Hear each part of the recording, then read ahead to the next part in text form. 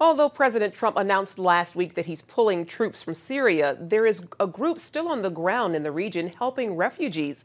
Our Heather Sells spoke with World Help's Vernon Brewer about what they're doing to help the Syrians who have fled the violence in their homeland.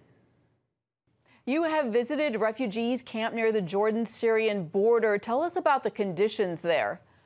Well, I just returned a few days ago. Winter has set in. It's below freezing. Thousands and thousands of Syrian refugees are still living in tents.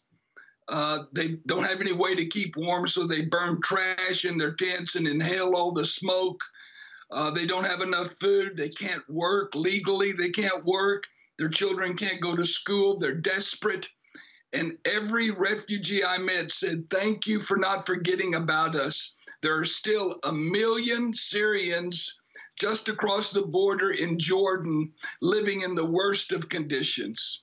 It sounds really, really difficult in the middle of winter, especially. How is your organization asking people to help? Well, we're trying to provide food, clothing, medicine. We have free medical clinics, one mobile clinic in the camps, and one just across the border. We provide schooling for the smaller children so they can continue their education, counseling for the children that have seen atrocities and have been scarred emotionally and psychologically.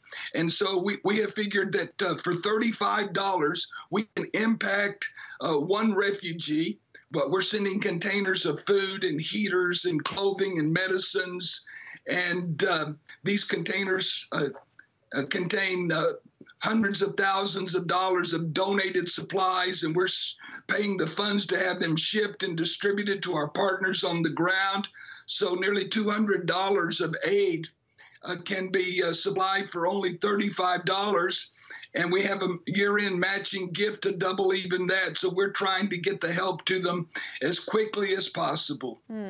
I know that you've also asked people to send Bibles or send money for Bibles. Talk about your thoughts on sharing the gospel with these people. Well, you know, we don't give them aid as a means to share the gospel. We give them aid because we're commanded to love. And that message of love is coming through loud and clear. They know that we love them. We tell them that Jesus loves them. And because we are meeting their most basic needs at their time of greatest need, they're open to hearing about the gospel. And they come to our partners and say, "Tell me more about Jesus. Tell me more about your faith." And surprisingly, many of them are coming to faith simply because we've provided help for today that translates to hope for tomorrow. Vernon, what do you see as the outlook for these refugees? There's so many of them. They're displaced. What are their prospects? What are their hopes at this point? Well, you know, every one of them wants to go back home eventually.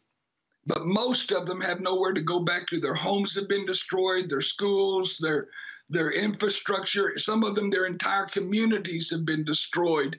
And they're still fearful. And so they don't want to go back and put themselves in harm's way again after all the atrocities they've seen, the rapings and beheadings. And you can only just imagine what they've experienced. So they feel like they've literally been forgotten. They have no options. They're depressed. And anything we can do to keep them alive and keep their hope alive is an incredible investment we can make with them. All right. Well, Vernon Brewer with World Help, thank you for what you're doing. Thank you for your time right now. Thank you.